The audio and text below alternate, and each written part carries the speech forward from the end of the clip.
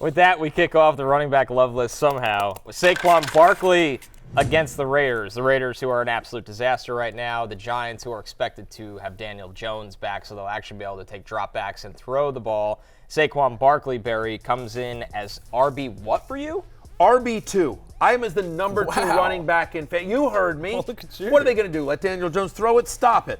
I'm sorry. Did you not just see the Raiders on Monday Night Football give up 1 billion yards to Jahmyr Gibbs?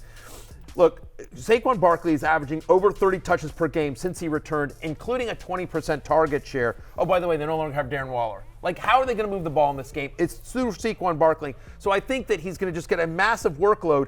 And running backs that have gotten at least 18 touches against the Raiders this year, averaging over 20 fantasy points per game this year. Again, they're giving up 152 scrimmage yards per game to opposing running backs. The Raiders are. We just saw them get decimated. You know, I don't know what kind of miracles Antonio Pierce can work in 4 days, but I think the fact of the matter is that very talented player with a massive workload and a good matchup. You're damn right. Saquon Barkley is my number 2 running back this week. Now, since he came back from his injury, which was a relatively serious high ankle sprain, Saquon Barkley has 81 carries in 3 games. And obviously that was a fake game of football against it. That wasn't real. As you mentioned, Connor, just set the game back years and years watching that.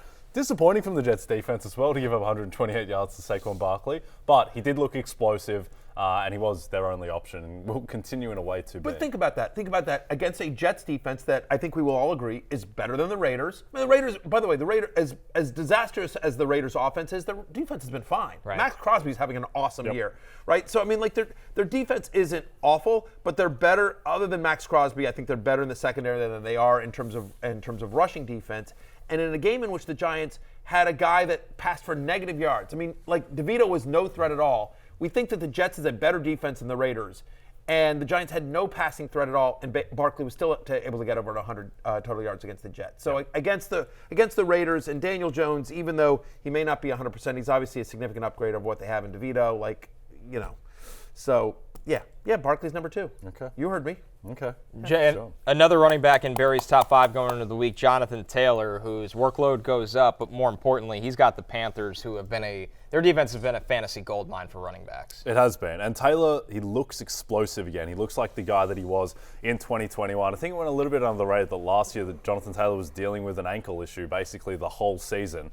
He looks to have his speed back. A little bit of a concern that he didn't get any work in the second half, as he may have been dealing with an injury. But the Colts aren't very good at the moment, and so games where they are favored like they are against Carolina by 2.5 points, those are just gold for Taylor in terms of game script. All right. Exactly. I know Carolina shut down the Texans last week, but again, I think that was much Texans more about shut down themselves every week. That's exactly No right. run The scheme. Texans can't run the ball. They're not the Colts. The Colts, whether it's the Browns, whether it's the Ravens, like the Colts have been able to run the ball against everyone. And so Taylor, by the way, and Zach Moss, I think, are both very viable this week. I have Taylor inside my top 5 against the Carolina Panthers. We showed during the injury portion that Derrick Henry will be active tonight. He'd been dealing with an ankle injury, and Barry, I mean, not only is this Tennessee offense going to probably protect Will Levis a little bit with the run game, but you could also run against the Steelers front. And Cam Hayward's back. Yes. But is Cam Hayward going to play 100% of the snaps out of the gate? That's a lot to ask. Exactly. And he's only one man, right? Yes. I mean, and let's be clear, Derrick Henry's like 2.5. Yeah, He's like 2.5 men. I mean, he really is. Teams that are facing the Steelers this year are averaging 26 running back carries per game. That's second most in the NFL, and that's normal. And then you think about the Tennessee Titans, who obviously want to run Derrick Henry quite a bit on the road on a short week. Running backs that get at least 18 touches against the Steelers, averaging over 18 fantasy points per game. They've given up 100 rushing yards in 6 out of 7 games this year. Again, I don't know that Cam Hayward is going to be enough to slow down King Henry. I think, especially given the fact that this is a short week on the road against the Steelers, a much tougher defense, they're going to want to take pressure off Will Levis. He's going to get a massive workload. He's King Henry. I'm his running back 7 this week. Just goes under the radar, King Henry. Just taken for granted. Quietly, he's 5th in the league in rushing yards, and that's with already having had a bye. He's been efficient on the ground, running it as well. And that's not a great offensive line, but Henry, just with the volume that he gets in, his ability, he just breaks one every game. I think it's just because the Titans have been bad this year.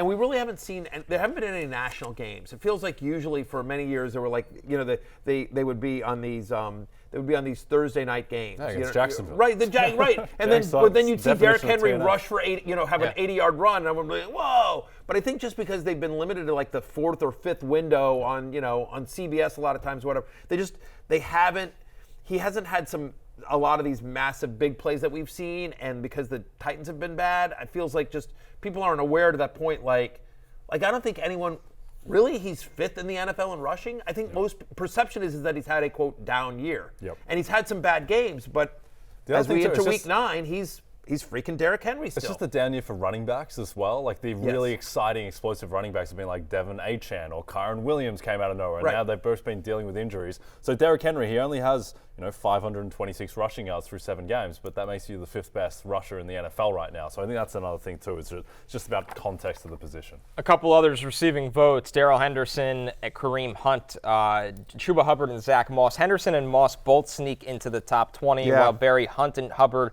just on the outside looking in. We just talked about Moss. The fact that I think is as great as Jonathan Taylor is, since he returned, Zach Moss is averaging 18.3 fantasy points per game, as we talked about with Jonathan Taylor. Panthers allow 126 rushing yards per game. I think he's a top 20 play this week. Darrell Henderson's had 34 touches over his 2 games with the Rams, including 62% of the team's running back touches, with Matthew Stafford less than 100% of potentially missing this game. I expect him to lean on Henderson and the running game, especially against the Packers defense that allows the 6th most fantasy points per game to opposing running backs. Chuba Hubbard is the guy in Carolina. Miles Sanders is not a thing. Colts very quietly allow the 5th most fantasy points to running backs. I'm at running back 23. And then finally, Kareem Hunt. It feels like a 3-headed committee in Cleveland, but feels like Hunt, at least is at the top of it. Past 3 weeks, he's scored in every game. He's averaging 15 fantasy points per game. And most importantly, he's getting 75% of the Browns' red zone touches over that stretch. It feels like, whether it's due to injury or experience or he's getting back into the system, Stefanski trusts Kareem Hunt when they get in close. I think the thing with Kareem Hunt, too, is that a lot of our skepticism about him in the preseason wasn't so much about the opportunity he might have when he signed with the team. It was that he just wasn't good last year. He wasn't explosive, and now he looks better physically than he did last season. He's the 16th rated running back by PFF grade. He only just turned 28 as well. You think Kareem Hunt was like 31? No, he's 28, and he looks better than he has, and he's behind a good offensive line. Yeah, I get that a lot too. Yeah. People, it's like you look at me and you think I'm 31, but it turns out I'm 28. Yeah. I look older than I am. Yeah, that's true. So I get that a lot, me and Kareem Hunt. Yeah. With that, we'll move over to the hate list. Aaron Jones against the Rams right now for Aaron Jones. Listen, it's been a injury-riddled season for a lot of the Packers skill group, including Jones. Barry has not been leaned on. When did Aaron Jones come in the league? About 5 years ago? I want to say, I was going to say 2016, 2017, something like that. Jay, look that up real quick. It should be 17. Yeah. Blake's not here. Penn State Blake is not here. He's like, I don't know. He's had enough as well. He was visiting drafted a in the 2017 draft. What? He was taken in the 2017 draft. 2017. So literally that's what, 6 years ago? That's correct, Matthew. Did that math in my head. I don't want to brag. Doctor, I'm showing off for you a little bit. I got to be honest with you. I did that math in my head. All right. So literally for 6 years of my career, I've been screaming, free Aaron Jones. Yeah. Free Aaron Jones. I said this on my, I believe it was his rookie year, either his rookie year or his second year. It might have been his second year, where I said Mike McCarthy's refusal to use Aaron Jones was going to get him fired at the end of the year. And that ended up happening. He did end up getting fired. I don't know if it was because of that, but it's just again, I'm a believer that no one gets less out of more talented players than Mike McCarthy. That's a rant for another day. I've been screaming free Aaron Jones for 6 years, and we see flashes of it. And when we free Aaron Jones, what happens? Great things happen. And I don't get it, but for whatever reason, this year, Matt LaFleur has given Aaron Jones less than 12 touches in every single game he's played. He's got a 43% snap rate. And I get it. When you've got Jordan Love and, Jaden Wicks, you got to get him out there. Jaden Reed and, Dontavian Wicks. Octavian Wicks. Sorry, I combined two guys there. I mean, I'm just like, It's I don't fine, they're the understand. same Like, guy. you paid him. Doesn't matter. Yeah, Whatever. doesn't matter. You paid this guy, and I get that he's not 100% healthy, but if he's out there, he should be, if he's healthy enough to play, he should be playing. The fact of the matter is they're not using. He hasn't scored double-digit fantasy points since week number 1. He's had under 12 touches, so not a big workload, not scoring a ton. The offense is a mess as a whole. And oh, by the way, it's a brutal matchup as the Rams allow the fewest receiving yards per game to opposing running backs. So it's going to have to be up the middle for Aaron Jones, where he's splitting work with A.J. Dillon. He's outside my top 20. even in a week with 4 teams on a bye, with a bunch of committees, with a bunch of running backs that are terrible, it's still like, it's just, and he's one of my favorite players in the NFL. This is not Aaron Jones knows I love him. I literally am the guy that started the free Aaron Jones hashtag, and I can't. They're just the most nondescript meh team in the NFL right now. What do you think is wrong with the Packers offense? Do you think it's just all emanates from Jordan Love or Bakhtiari? It's everything. When you watch them, they're playing young receivers that they don't trust them, number one. Like the route tree and everything, you look at the route combinations, people aren't in the right place. The offensive line's been banged up. You have a young quarterback that holds onto the ball and makes bad decisions. And you're not going to be able to run the football with all those things because you can't effectively throw the football. And Aaron Jones has been hurt as well, like Barry hinted at. So they can't lean on him, or they are refusing to lean on him. A.J. Dillon's not any good. Like, let's just get that out of the way. He's not effective at all. Sorry, A.J.